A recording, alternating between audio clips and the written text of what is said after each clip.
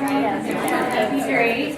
So I'd like to introduce Rutgers that are going to be presenting next. Also, I just want to remind everyone, if you did have questions for Nazareth or any of the presenters, you don't have to ask. Try and ask them during lunchtime so you can do the networking also. Okay?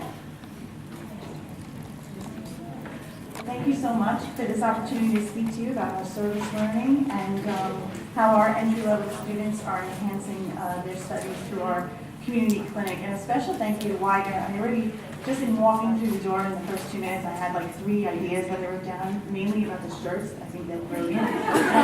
So these are all little things in the clinic that are just fabulous.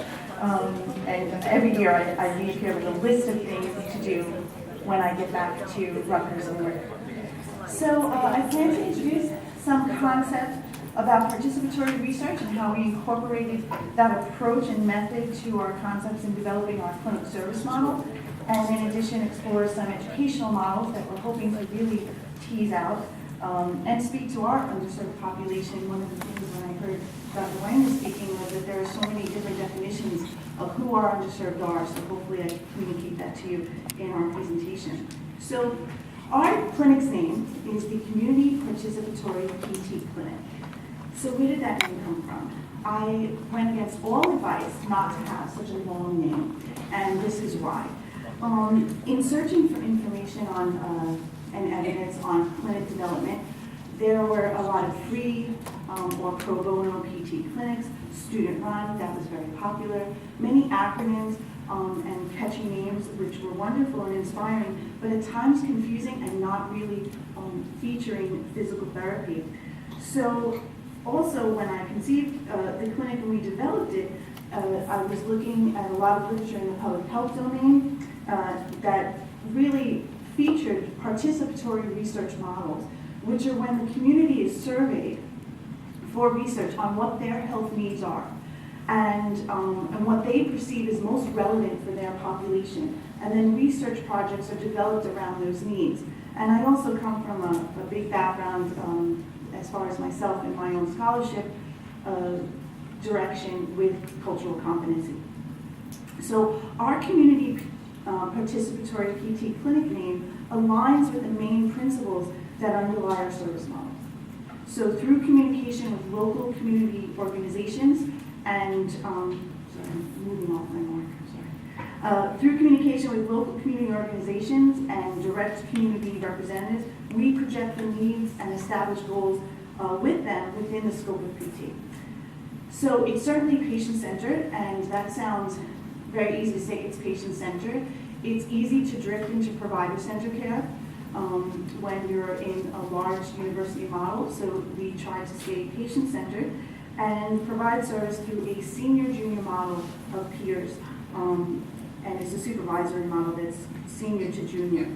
Sustainability was very, very important. One of the things about participatory research that they strive on is that once they go into a community and produce this wonderful work or research or outreach, that it doesn't end. You know, oh, we've done our research with you, wonderful, and you've gotten these great outcomes, say for hypertension, and now, yeah, well, okay, see, you're on your own now. So we wanted it to be a very sustainable venture and an important principle for our clinic. So as long as we have a PT program, we want to serve our community. And we use our own lab space as the treatment area or as our clinic. That was a big thing that makes it sustainable. Because if you have a PT school, you'll always have a PT lab. And finally, we seek to establish a forum where best practice can be demonstrated and serve the community and the PT students. So both the community and the PT students are stakeholders. So I guess the true name for the clinic would be Sustainable Community PT Participatory Student-Run Best Practice Evidence-Based Clinic. So for all those naysayers, it's not so long now, our little acronym. Our service model is still evolving, and so is our educational model that we teach under. When you see the title student-run clinic or student-run, it's implied that there is a student. And to me, it's so obvious that there must be a teacher. And to speak to the teachers in the room or the professors and the instructors in the room, it's important that we facilitate learning as a teacher and have methods and models that govern us. Otherwise, we're sort of a little bit unorganized, and our students then are unorganized in their production of what they learn and what they produce. So in this case, we facilitate learning, and service learning is what we're trying to facilitate as the teachers to the students. The best framework, however, to do this is not so apparent. So in any service clinic, it's wise to parallel your discipline's clinical service model with both your service and educational model. For example, for physical therapists, we have a line of sight supervision. So therefore, our clinic service model needs to be in line of sight supervision. Or if we have direct access in our state, then we should, capitalize on the direct access for our clinic. Makes sense, right? So the community is our primary stakeholder, but so are our PT students, and that's what my talk focuses on today, is more of our student educational model, and we speak a little bit to our population and how we're observing them, but it's mostly from the educational perspective. Their professional development of students is formed and shaped by many factors. The academic realm, of course, the clinical experience, and then the education from finding the best evidence or research available. The service they offer and partake in through the clinic serves as an additional part of their professional growth. So the participatory piece not only applies to our patients, but it also applies to our students as well. The following educational objectives and threads have emerged since the clinic's opening, and as Dr. Wanger suggested, of course, these will look very familiar. They align with our CAPD or accreditation objectives, our code of ethics, our core values. So there's definitely a model here somewhere that's emerging to standardize how we all, as PT schools, start to execute these student-run free clinics. Capitalizing on the teaching moments with each clinic session is something that has arisen, and providing healthcare in the context of cultural diversity and health literacy is one of the most valuable pieces of this model. And again, my background is in cultural competency research, so cultural competency application is a difficult skill to bring to life in the classroom. The clinic provides a clear context for this, and for students to apply their interview skills to go investigate the client's health awareness, their belief system, their access to care, you name it, it provides them with a forum to do so. One of the things we teach our students in the program is, and this is something very simple, a simple example, we teach them the explanatory model of interviewing. So again, not provider-centered, so what's your diagnosis and what are you here for, but it's more, so Ms. Jones, what do you think your problem is? What have you been doing to help your problem? What is your belief as to how your problem or what you're here to see is going to either get better, or do you think it's going to get worse? It's an explanatory model and pulling from the person their belief system on their health. And that's a wonderful forum is the clinic to do so. And it's something simple. It just changes the dialogue a little bit when you approach it that way, as opposed to our standard, let's fill out this questionnaire on what your problem is and where you're weak and not so strong. In addition, the benefit of the immediate application of exam interventions, and that the students just learned in the classroom, they get to apply it in the clinic that day. And we're very aware, the supervisors of the clinic, as to first-year students, what they just learned in their classroom for that week, and second-year students, what they have learned and what they're pulling forward, their strengths, their weaknesses. So they have a great opportunity to directly apply what they learned, and we tell them, when you're comfortable, let's do that. Why don't you give that a try today? And they're always surprised at how much they do know and can apply. We are a movement-based clinic, and I know Dr. Wanger mentioned this as well. So we do not utilize modalities or any specialized equipment.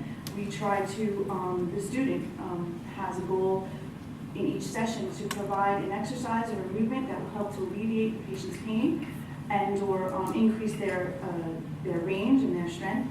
And they meet this goal each time. So they find simply that's their goal. We tell the patients too, this is our goal, what is your goal? Of course, the goal usually is to decrease their pain. And so we share a goal with them. They provide us a goal. We provide them a goal of, we're going to give you one movement or exercise that will make you feel better. And that is what gets them back. So we have a great return rate for our patients in our clinic because of that movement-based approach. And it's to our students' credit, they meet that goal every time.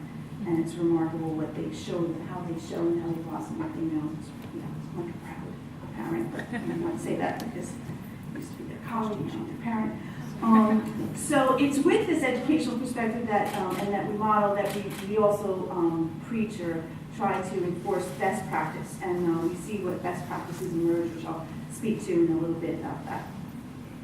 So here are some course links. We do link the requirement of participating in the clinic to certain courses. And it's a 3-hour requirement for each semester usually, which is easy to reach not only through our community participatory PT clinic, but other service activities that we have in the community. But through the community PT clinic, we require that they do at least an hour to 2 hours and to reach their 3-hour goal for each semester. So these are the courses and the material that's linked to the clinic. And here's a sample of a goal that is usually put into the syllabus for that course. I happen to pick the culturally competent goal, but there's many other skill-based and professional skill-based goals that are incorporated and have this specific behavioral outcome of will perform this in the participatory PT clinic. So I'm going to hand over, if we can tear him away from his twittering, TJ to speak about our student board, which we developed from Wagner advice last year when we came to the clinic, and then I'll come back.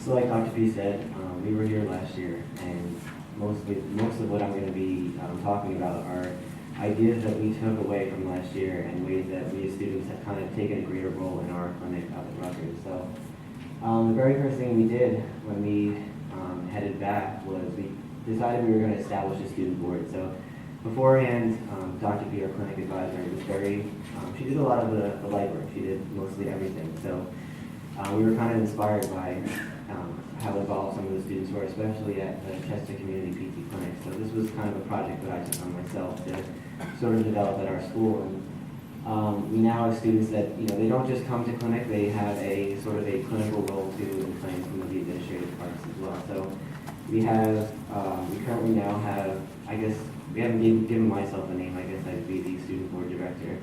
And then we also have a scheduling committee. We have a dissemination committee which works to disseminate information about our clinic to our Rutgers community, to the medical schools, the dental schools, and sort of plays sort of as a referral process and a way for us to educate the students what we do in our clinic. Our outreach and PR does similar.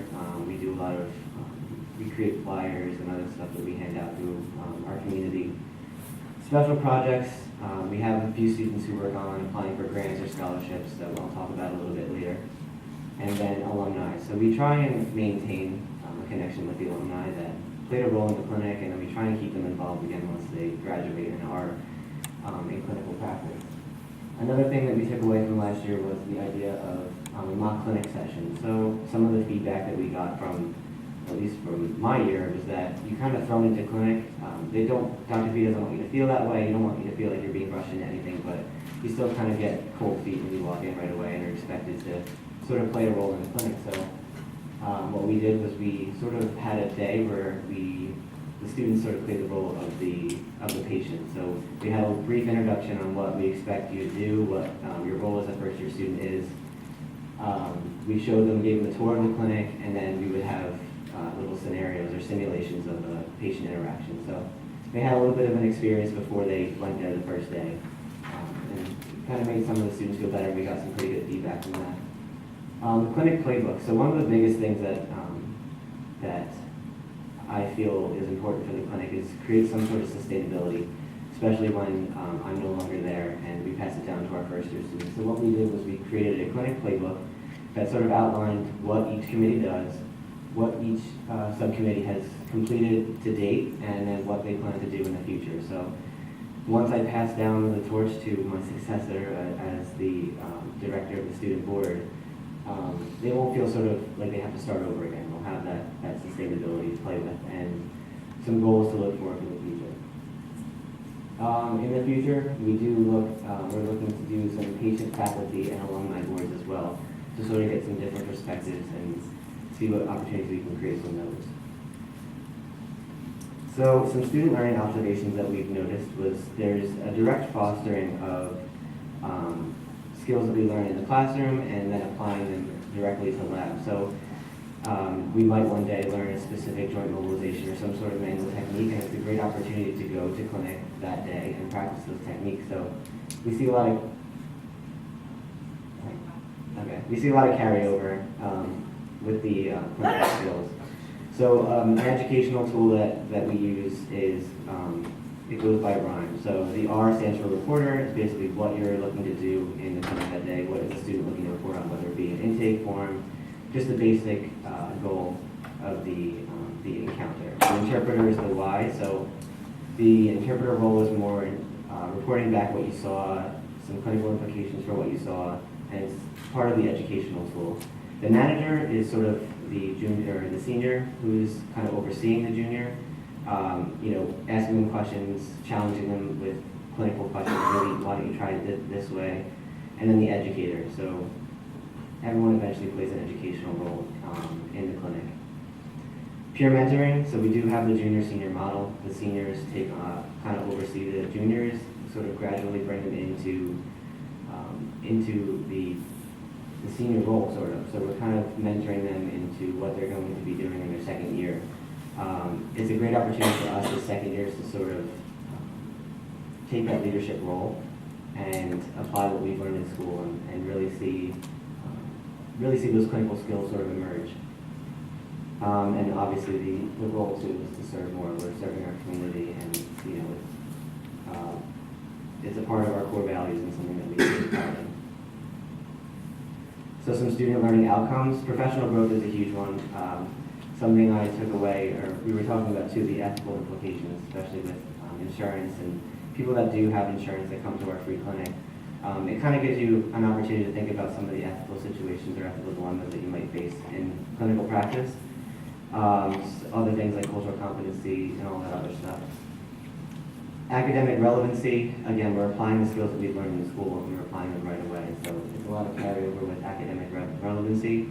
And then personal growth. So this is an opportunity for us to see sort of how we handle certain leadership roles and how we handle ourselves in clinical practice. And it's an opportunity outside of the regular clinical education that we get to have at school as well. So the last thing is our student scholarships. So we do have students who apply for grants. And we have two scholars, Sam Stringham, who is now graduated, who has created a community hypertension program that we currently run through our clinic, and now it's become something that's sustained through our clinic where we do blood pressure screens with each patient. And then Jenna Gourlay has recently done she has a stroke exercise program, so we have stroke patients that come in and they do, she has a little exercise program that each of our stroke patients do, and it's really just to create more opportunities for them to have this education and these clinical experiences. So, and I'll hand it back over to Dr. B.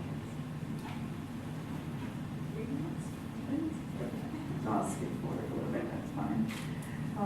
Thank you, TJ. And there's one thing I took from last year's session was make the students do more. So for those academicians out there, make the students do more, because TJ and the rest of the student board has really did a wonderful job and has created initiatives and incentives that I would never have thought of, without their input, and they've been very successful.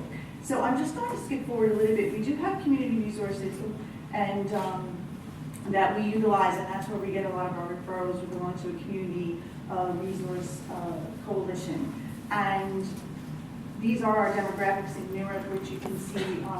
The most remarkable fact about this is that it's an impoverished community, and the level of education is quite low, and the income level quite low. So with that, with the impoverished community, as Dr. Wenger says, you want to look at who your underserved are. But more importantly, and I'm just going to go forward, this is a chart audit we did, and one of the things we learned from our chart audit is that we have many adults with chronic healthcare needs, and she spoke to this in her opening remarks.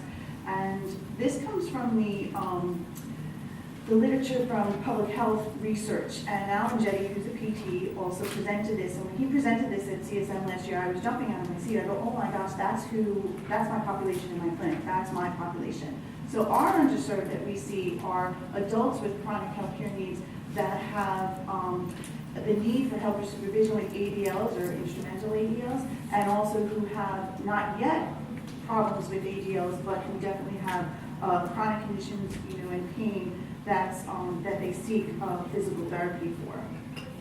So we're looking to monitor those outcomes, and I think this is an important population to capture because they're not just your classic referral base from the musculoskeletal world. These are patients who've had stroke for 3 years and who've been told, oh, you cannot gain any more recovery. And we know from the evidence, that's that best practice that we spoke of, we know from the evidence that they can get recovery. So why aren't we doing that as PTs? Because the healthcare system says we can't. So I think that's another form for these service clinics is to see the population that you have, you're underserved, and in our particular area, it's the working poor, which are about, it's the working poor that we see often, and these categories of patients with certain diagnoses who once they tap out, they get cast aside. So I definitely wanted to sneak that in while I'm talking. I did summarize some PT clinics that have freestanding PT clinics, and certainly there are more of them, and many of them are here today.